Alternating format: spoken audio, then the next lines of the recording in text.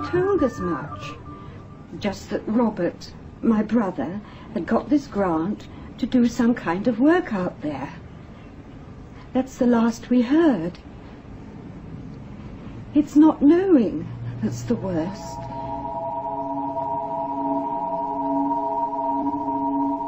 If I were to say I'd noticed anything unusual, it would really only be with hindsight. There was nothing strange about her behavior. She simply disappeared.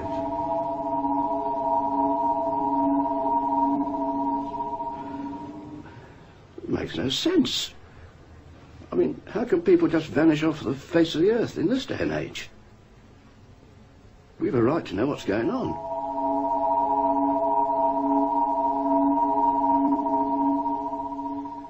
Those people you've just seen have all lost someone close to them. A relative, a colleague, a friend. Lost in mysterious circumstances, sudden and inexplicable disappearance without trace. If you're wondering what this sort of story, important and even tragic though it may be, has to do with Science Report, well, we have to go back in time some 18 months, when we began work on another film which examined the scientific brain drain from Britain. That film was never completed because our inquiries led us into some strange and unexpected byways, and they, in their turn, led uniformly to a blank wall. A blank wall below where I'm standing now at the car park of Terminal 3 of London's Heathrow Airport. We begin this special report with part of that uncompleted film from our reporter, Colin Benson. Dr. Anne Clark, who works in this building, is one of Britain's younger generation of research scientists. Her speciality is solar energy. Like many others in her position, Anne Clark is contemplating joining the brain drain and leaving the country. Well, it's entirely a question of facilities.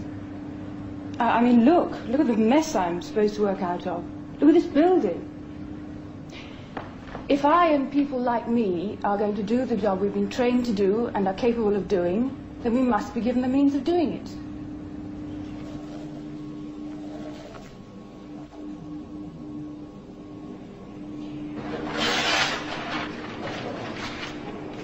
It's looking far better today. Thank you. Shortly after this film was taken, Anne Clark made a decision. It was not, however, a decision she felt able to talk about.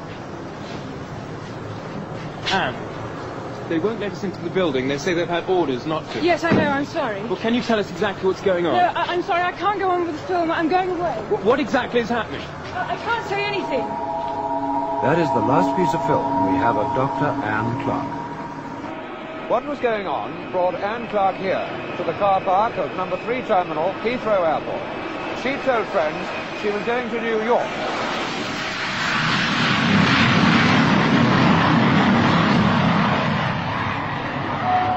British Airways to New York, flight 501. Passengers should go through passport. And yet there's no record of Anne Clark leaving this airport on that or any other day. The only evidence she was here at all is her abandoned car. Beyond that, nothing.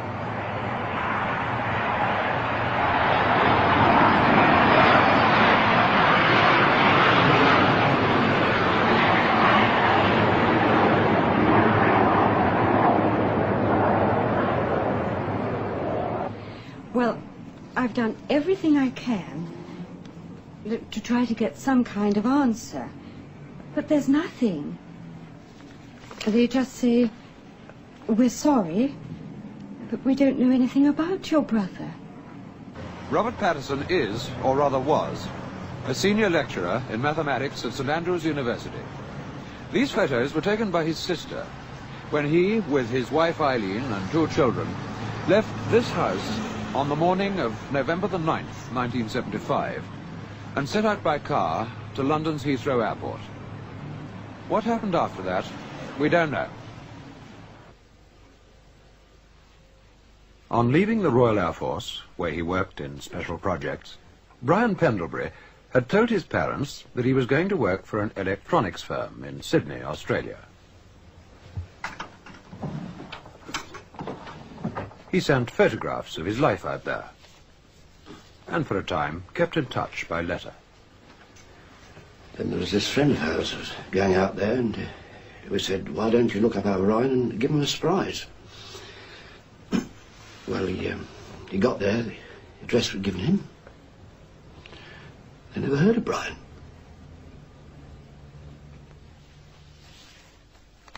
Despite the letters and photographs, which remain unexplained, there's no further evidence about Brian Pendlebury other than the fact that his name appears to have been checked in at London's Heathrow Airport for a flight to Sydney.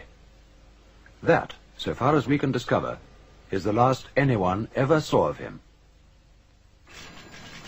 Anne Clark, Robert Patterson, and Brian Pendlebury.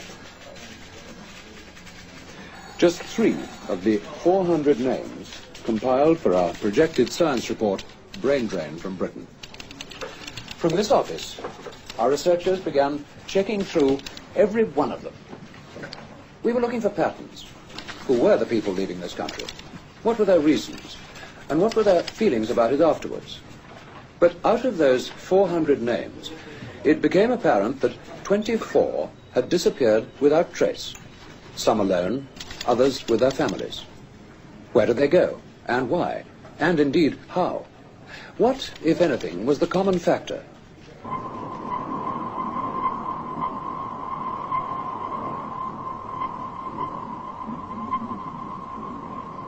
Jodrell Bank Radio Telescope, where, although no one realized it at the time, the second part of our complex story was beginning to unfold.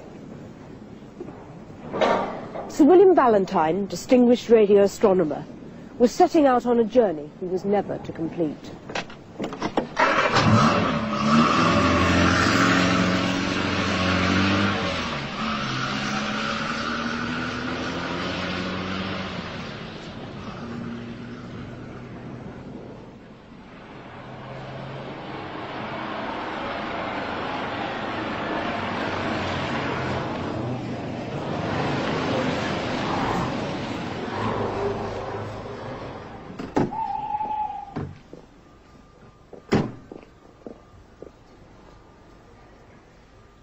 Ballantyne was a worried man.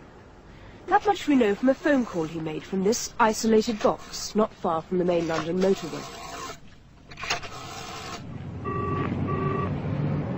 He called an old friend, news agency managing editor John Hendry.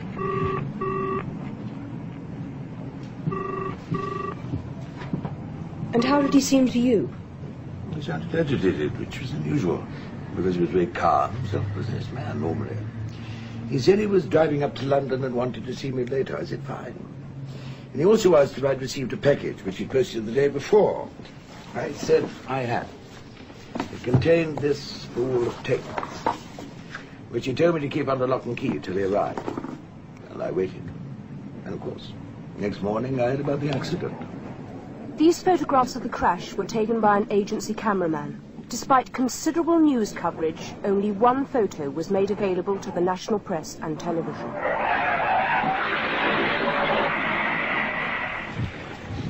Our own independent experts examined those photographs and the site of the accident itself, where I'm standing now.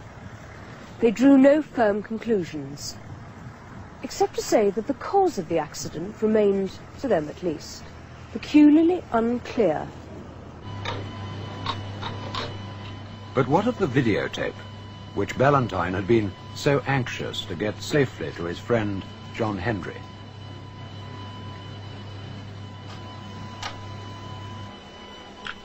Apparently nothing. No picture, just the ceaseless noise of space. No different from countless other tapes in the archives of radio astronomy. There was, we were assured, no solution here to the mysteriously violent death of Sir William Ballantyne. But what it meant? What was the piece of vital information Sir William Ballantyne had deciphered from this apparently random cacophony? That was something we'd have to wait much longer to find out. In the meantime, however, something happened which, at least at first, seemed to offer us some sort of a clue. An outside telephone call was put through to the science report office. I found myself talking to a man with an American accent. who refused to give his name or any other details of himself over the phone. He told me only that he had met Sir William Ballantyne on a visit the British astronomer had made shortly before his death to NASA Space Headquarters in Houston, Texas. We arranged to meet not far from here in 1 hour's time. Okay, I'm ready. What you are about to see may be considered by many of you unethical. However, we believe that in the light of subsequent developments, our action was justified. Benson was equipped with a miniaturized transmitter so that we could record the conversation between them. And a hidden camera was positioned near the market where the meeting had been arranged. Colin Benson. Yes, hello. Hello. Would you like to go back? No, we're all right here. Listen, something I have to know. How far are you going to go on this thing? I mean, all the way. That's what I'm here for. Can you help? Oh, I can help. But we do this thing my way, okay? Okay, fine. Let's walk on a little bit, okay? I'm sorry if I seem a little bit nervous. It's mainly because I am. Nervous? What? Contracting a fatal case of measles, you know what I mean? Like Valentine. You know what happened to him? I know why it happened. And I gotta get it on record before they find out I'm over here. They? Who are they? Listen, let's just stick to me telling you what I have to tell you, okay? Okay. This address tomorrow morning, 10:30. Bring everything you've got. Cameras, tape machines, witnesses. That's the kind of protection I need. I'll have everything for you there.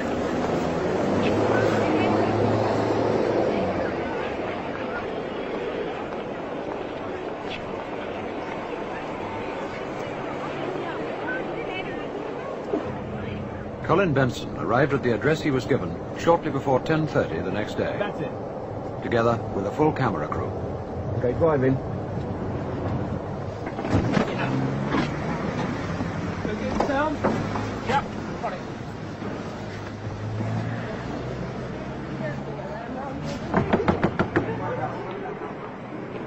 Eventually, the door was opened. We show you the next part of the film, uncut, and exactly as we shot it on that day. Take one.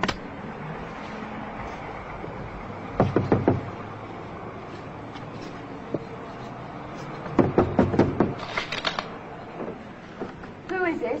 Anglia Television. Science report. Who? This is number 88, isn't it? Yeah, 88. We're here with the television crew to see a Mr... Is there an American... You mean Harry? That's it. It's... Can we come in, please?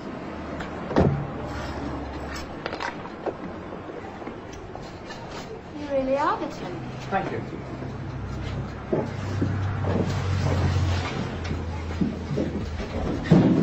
I don't know what this is all about, but you're not going to get much out of Harry right now. Come on, lads.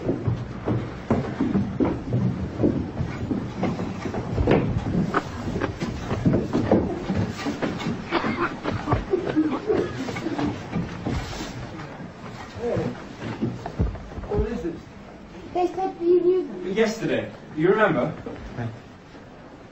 Oh. Leave me alone. What's the matter with him? Get them away from me. You better go.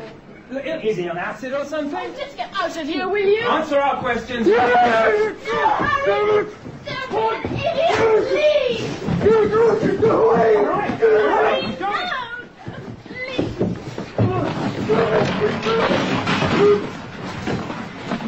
All right, we're going, okay? It was the last we saw of the mysterious young American.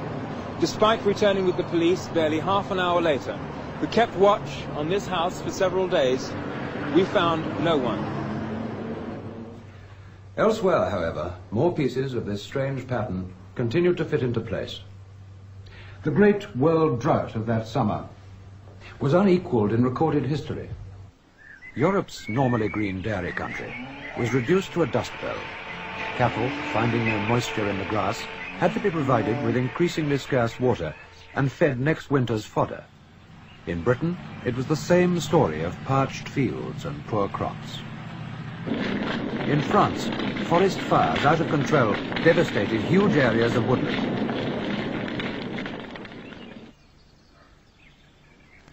Vast reservoirs dried up, and standpipes were brought into the worst hit areas, some of which had barely 20 days' supply of water left. The River Thames was reduced to its lowest level in living memory. There was no panic, only a growing sense of unease that what we were experiencing was unnatural, and that the Earth's climate was moving towards a radical change. Melbourne, Australia, where the Yarra River was reduced to a polluted trickle in which fish and water life were almost completely destroyed. Before water restrictions tightened, desperate efforts were made to save the rare and valuable trees in Melbourne's famous botanical gardens. Northern India was in the grip of the worst heat wave for over 50 years. In Bihar, the temperature reached 48 degrees centigrade, 120 degrees Fahrenheit. Thousands died, and the hardship to animals and crops was unimaginable. The African desert continued its encroachment on fertile land, destroying all in its wake.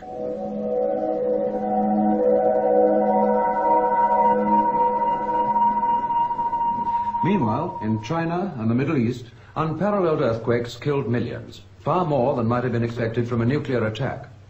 On the far side of the Pacific, the whole of the Caribbean seemed on the point of eruption.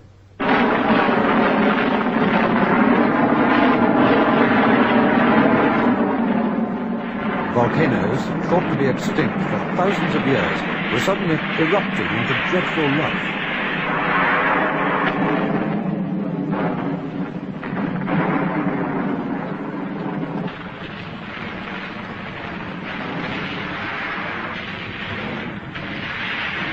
Pressures from shifting land masses in Central Europe destroyed centuries of history.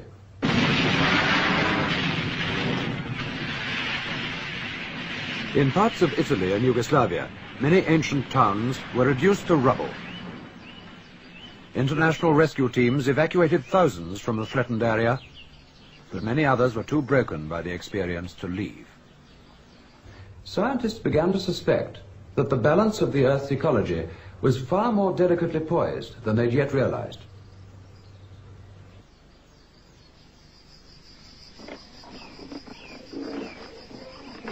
At the height of the drought, we interviewed at Cambridge University someone prepared to offer the beginnings of an answer.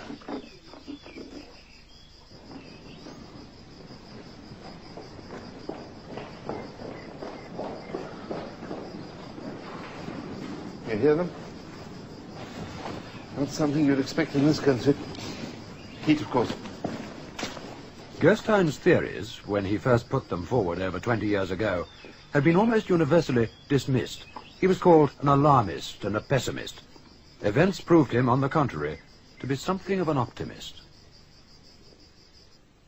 By the late 60s, the Earth was already so trapped within an envelope of its own pollution that heat from the sun and the Earth's industrial processes was having increasing difficulty in escaping. 10 years earlier than Gerstein's prediction, the notorious greenhouse effect, a thickening of the outer atmosphere due to the 8-fold increase in the carbon dioxide levels, had become a reality. As the atmosphere became more dense, extreme variations of temperature were experienced, from intense heat to equally unprecedented cold. North America suffered the worst winter on record. Rivers froze solid, and even the great Niagara Falls was halted. In many areas, a state of emergency was ordered by the newly elected President Carter. But the most frightening discovery which scientists made was that last year's unmelted snow line is the next step to a future and unavoidable ice age.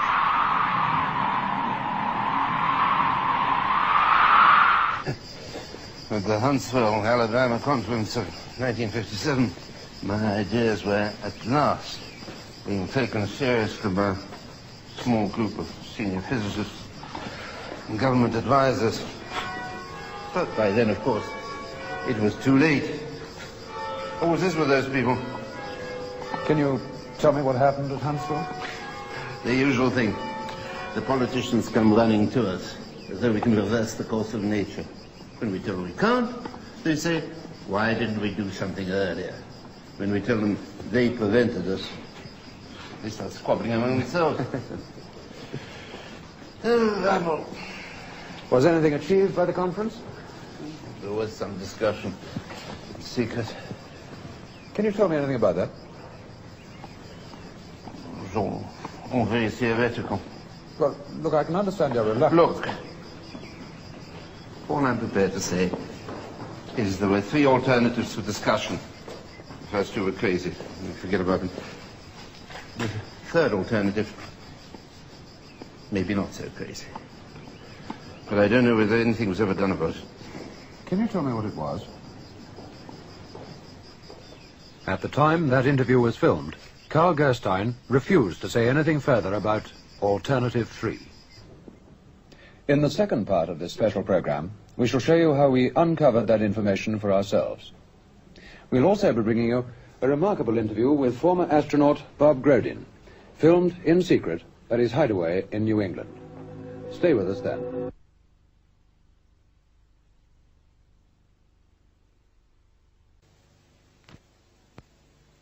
You'll find the world seems to me with each exciting place that you capture a moment, that martini moment. Anytime, any place, anywhere, there's a wonderful taste you can share in the right one, that's martini.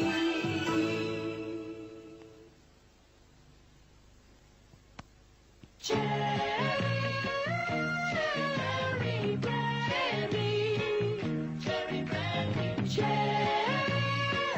won't you come out tonight? De Kuyper, cherry brandy. I brought the night nurse for Bill. The night nurse? Night nurse, cold remedy. Relieves tickling cough, sore throat, runny nose, headache, shivers, and so aids restful sleep. All in one little measure. Marvellous. Night nurse. It's the all-in-one nighttime cold treatment from Beecham. When I head from the harbor on my way out to sea, I take Yorkie along for the ride. There's 100,000 tonner and Yorkie and me, and a treacherous coast at low tide. Yorkie, Roundtree's Yorkie. There's 6 solid chunks of Roundtree's milk chocolate in Yorkie.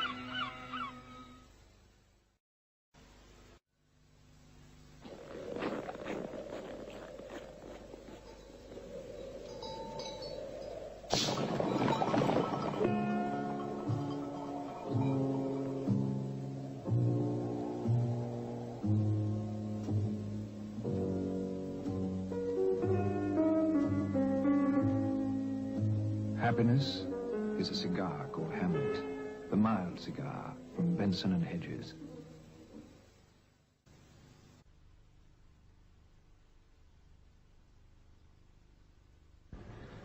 This is astronaut Bob Grodin before his first moonwalk.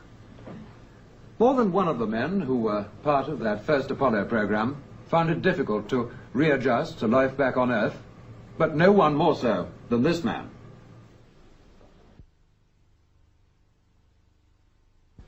Here he is, as he is today. 5 years on. There were psychological factors, it seemed, which on the surface could explain away the changes in personality, the instability, the breakdown of former relationships. But what exactly were those psychological factors?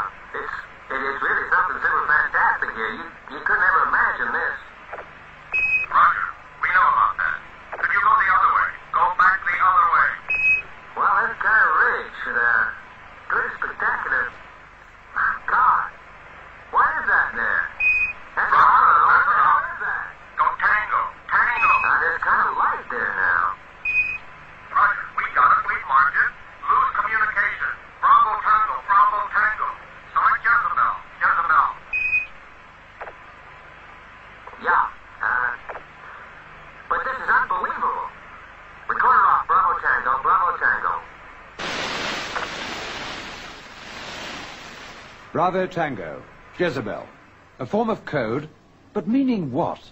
Certainly nothing to the 600 million people listening on Earth below. From Boston, Massachusetts, we arranged for ex-astronaut Bob Grodin to talk to us. The interview was filmed to be edited later. Can you hear me all right? Can you hear me in Boston? Yeah, go ahead. Grodin showed no reluctance to discuss the breakdown he'd suffered after his return from space. But nothing remarkable seemed likely to come from the interview until I asked this question. It's been suggested, among others by some very responsible people, that you, all of you on the Apollo program, saw far more out there than you've been allowed to admit publicly. Would you like to comment on that suggestion? What the hell are you trying to do to me? Can I ask you, what the hell are you trying to do to me? Well, I was only trying to... You trying to screw me? Is that what you're trying to do? You trying to screw me? Like that dumb bastard Valentine, is that what you're trying to do? Well, why me? I was up there to do a job, man. That's all I was up there to do. I don't have to answer questions. Oh, hell. What's the matter with this thing now? It's not this end. Somebody's pulled a switch somewhere. That somewhere, so far as we could discover, was neither in London nor in Boston, but in the satellite connecting the two. The incident has never been explained. Nevertheless, that one word, Valentine, was enough to send Colin Benson and the camera operator, with some very innocent-looking home movie equipment, across the Atlantic posing as tourists. This is what they brought back on 8mm film. I would never have found Bob Grodin unless he had been willing that I should. But starting with the few leads I had, I was brought eventually to the remote bungalow where he now lives. You want a beer? Mm-hmm. Sure. This one. I'll wait. Annie! Annie, can we have a couple of cold beers? Well, what do you want to do? Do you want to do it out here or in there? Doesn't make any difference. I don't think we're going to have a private conversation. We're fine here. Yeah. Michael, baby, meet the professor. Hi. Thank you. You want to reveal all? Well, that's Annie. She's not my daughter, right? You put that on the record. Right? You got it, Bob. She's a great kid. Well, without her, I'm pretty lucky. We talked for an hour before Grodin became willing to discuss our previous and abortive satellite interview. You try that.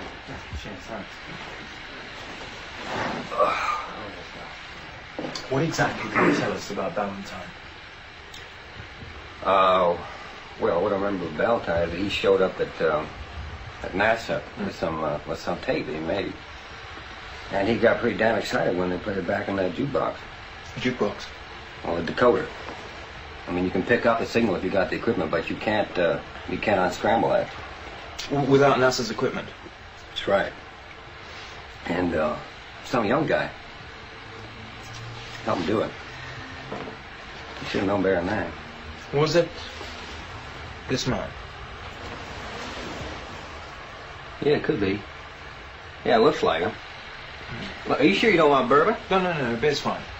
What you're saying is that Valentine was killed because of what he discovered on that tape. Well, I'm saying nothing. I just saw the way that those guys looked at him, and I know those looks because they looked at me the same way. Those guys? Look, come on, get a real drink, will you? Come on.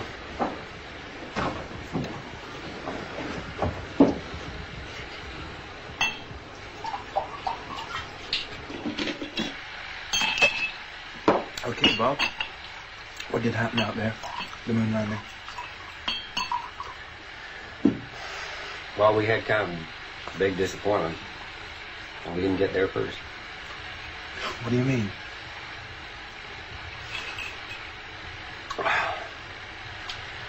Those later Apollos, they're just a smoke screen. They cover up what's really going on out there. And the bastards, they didn't even tell us. Nothing. Well, what is going on? Well, how the hell should I know? You asked the Pentagon, you phoned the Kremlin? That's all they were first out of space. I mean, you don't think they just gave up, do you? Give up? want a drink? You want a drink? No, I don't need this.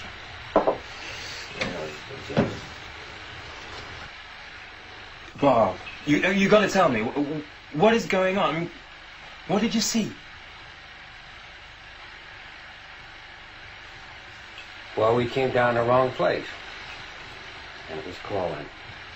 Maybe we were on the line of milkworm. You're talking about men from Earth? Do you think that they need all that crap down in Florida to get you guys up there on a bicycle? The hell they do. You know why we're there? To give them a good PR story for all the hardware they're shooting out into space. I mean, we're nothing. Christ, we're nothing.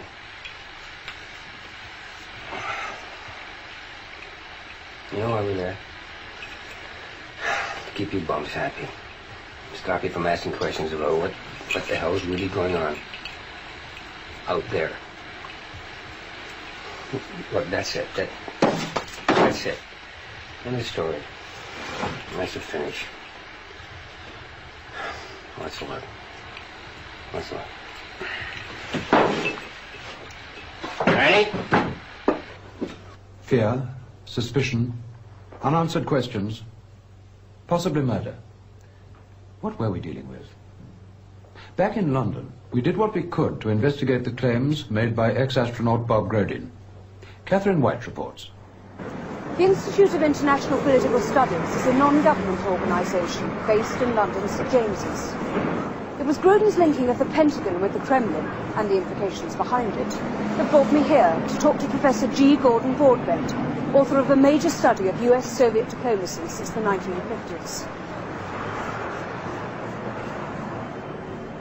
The short answer is that I know nothing of US-Soviet relations beyond what has already been made public. We had the celebrated docking in space some time ago. This was presented as an isolated exercise, and as far as I know, was exactly that. Maybe paving the way for more to come.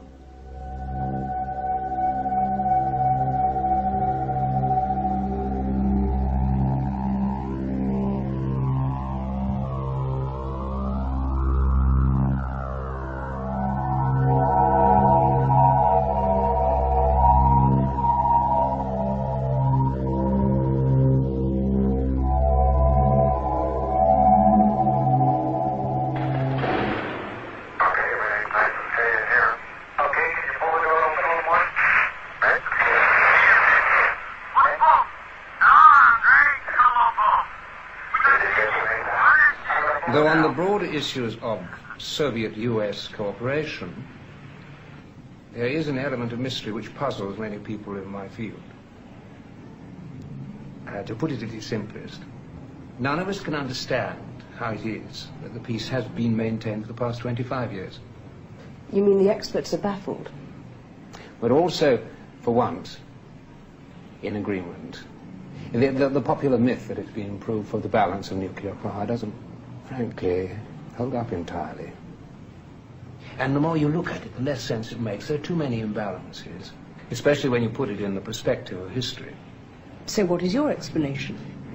Essentially, what we're suggesting is that at the very highest level of East-West diplomacy, there is operating a factor of which we know nothing.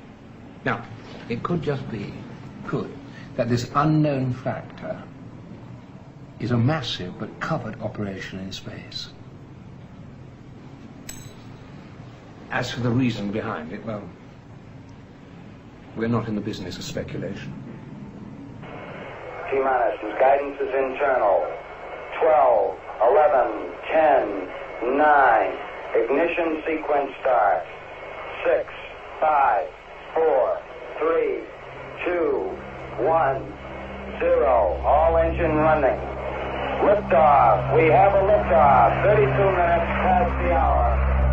Tower clear.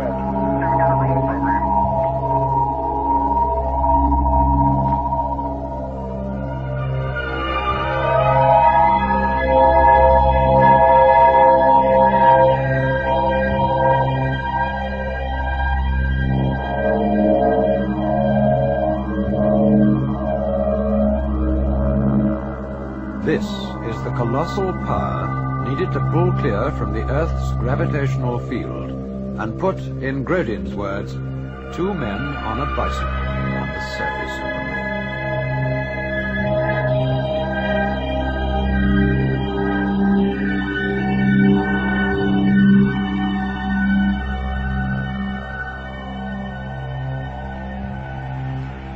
I'm going to step off the limb now. That's one small step for man, one giant leap for mankind.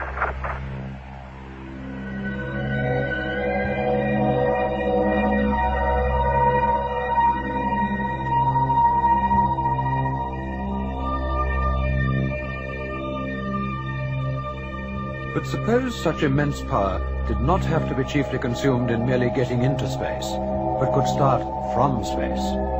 What kind of travel would that bring within our grasp? Obviously, we could go further with less power, or send a much larger craft. In fact, the only way we're going to see space travel on any scale is by this kind of extraterrestrial launching. For instance, from a space platform orbiting the Earth. Or the moon. Sure, yeah. If we could get the material there to build a craft, it'd make real good sense. Could we transport the materials there? It'd take one hell of a shuttle, but yeah. We have the machines now. In theory, we could do it. Especially if we had some sort of international cooperation. International cooperation in space. A space shuttle, but shuttling what to where? We also hear talk of Russian and American skylabs and the men who live and work in them for several months at a time. But what are they all doing up there in space?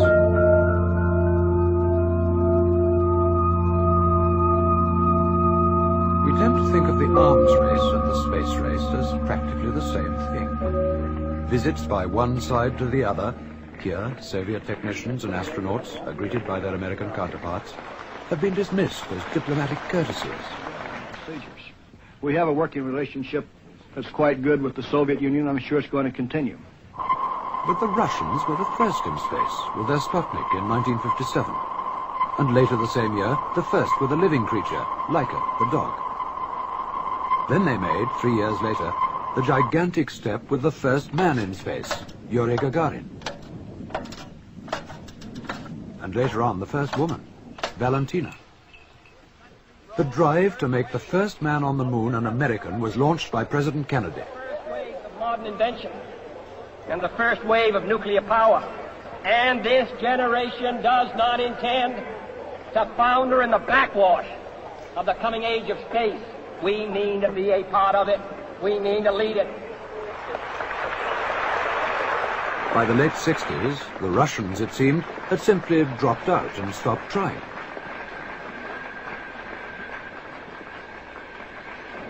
And yet today, Cape Canaveral is virtually abandoned, a desert of reinforced concrete and steel. The most ambitious project in the history of mankind seemed to be over. Are we to believe that this is where it all ends?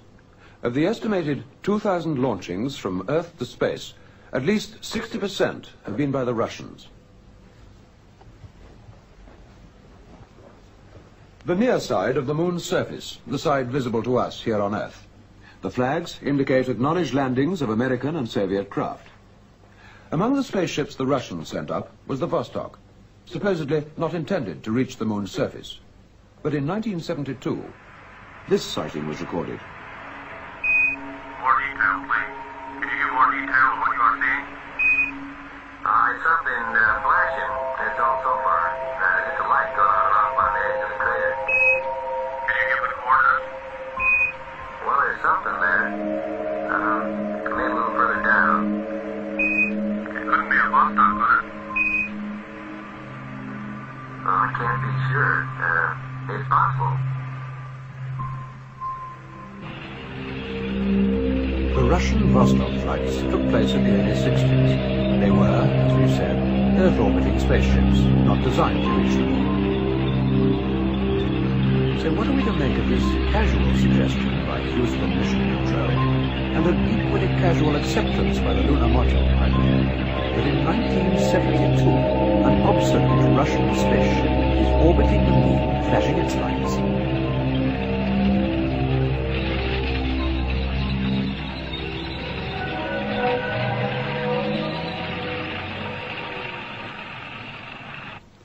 The Russians were the first on the moon, with their unmanned rocket which landed here in 1959. Here, exactly 10 years later, Neil Armstrong landed. But our researches show another pattern of landings. On the far side of the moon, the dark side, the side hidden from us here on Earth. Are we to assume that this remarkable grouping of American and Soviet landings is mere coincidence?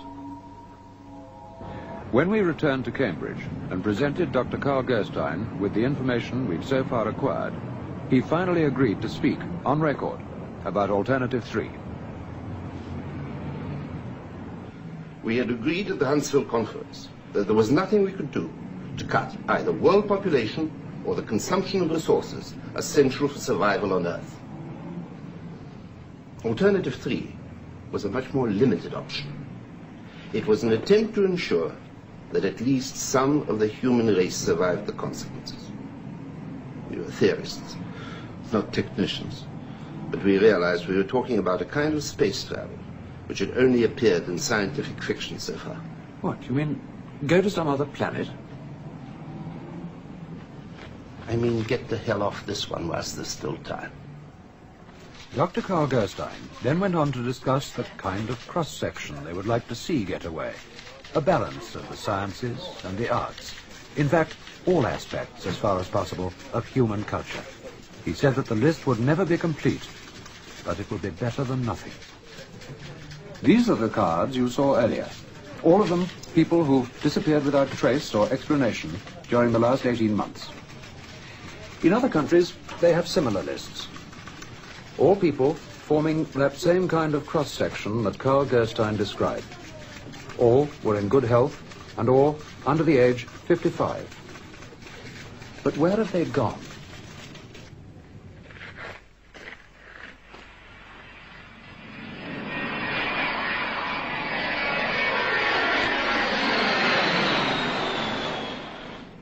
Here is a picture of a supposedly dead planet, the nearest one to Earth.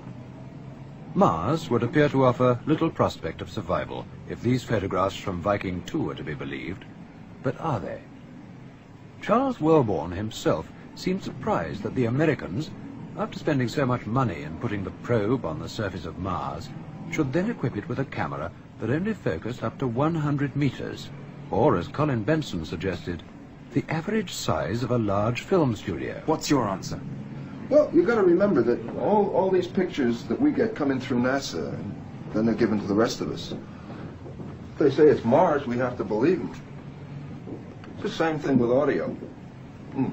I mean, we don't hear everything that's said between mission control and the spacecraft. There's a second channel.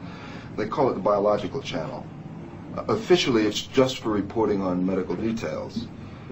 In effect, it's the one they switch to when they have something to say they don't want the whole world to listen in on. I mean, sure, that could be a studio in Burbank. But I mean, for God's sake. Mariner 4 passed close enough to Mars to send back the best photographs of its surface we'd had so far. But was it all just like this? Mars has always been a source of fascination for mankind, and a mystery. In the early days of astronomy, Mars was believed to have artificially constructed canals, which was taken as evidence of intelligent life on the planet. Later, this theory was discredited. In its place, we had a picture of barren, inhospitable planet, inimical to the survival of any form of life. Then, more recently, an interesting idea was put forward. Suppose life had existed on Mars. As the climate and other conditions worsened, any surviving life would have formed into a state of hibernation, awaiting the return of more favorable conditions. It was even suggested that the atmosphere which had sustained life may have become entrapped in the surface soil of the planet. There was an occurrence several years ago which made this theory very persuasive. Mars has always had a covering of cloud, varying in density at different times, until the time of which Dr. Gerstein spoke, when the cloud thickened to a degree never previously observed. This happened, and was scientifically recorded in 1961. It was obvious that storms of colossal proportions were taking place on Mars. When the clouds eventually cleared, some remarkable changes were seen. The polar ice caps had substantially decreased in size, and around the equatorial regions, a broad band of darker coloring had appeared. This, it has been suggested, was vegetation. Carl Gerstein's theory was that these storms could have been caused by a nuclear explosion delivered from Earth. The same year, the Russians had a great space disaster. Only the various facts are recorded, the rest was kept secret. A rocket blew up at launching. Numbers of people were killed, large area devastated. What were the Russians trying to launch, and did they succeed? Was the rocket carrying a nuclear device, which would account for the devastation caused, a nuclear device which at a second attempt was delivered to the surface of Mars, causing the dynamic changes recorded in 1961? 48 hours ago, Catherine White was at her desk in the production office. As a matter of course by now, all incoming phone calls were recorded. Hello, science report. Can I speak to Tim Brinton or Colin Benson? I'm afraid they're not here just now. Who is it, please? Can you get a message to them? Yes, I can. Just tell them the girl who was with Harry. Tell them I'm back at the house and to get here fast. And bring cameras. I'm not talking except on record, okay? What happened to Harry? I don't know. They promised me that if I throw you off the track... Listen, Harry wanted you to have this. I've no idea what it is. Please, you've got to get me somewhere to hide. Don't worry, we'll do that. I've no idea what I don't know what it does. It's a printed circuit. He said that you had to fit it to, an IC something 40. Yes. And you get a jukebox. Does that mean anything? We've heard of it. And he said that you've got to, play back Valentine's tape. That's all.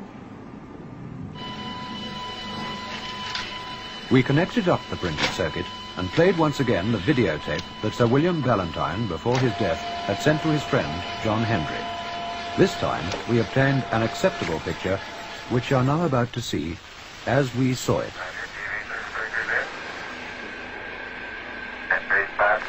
Comrades, can you hear me in Georgetown? We're getting a good picture here and can make a fair amount of detail. How is it with you?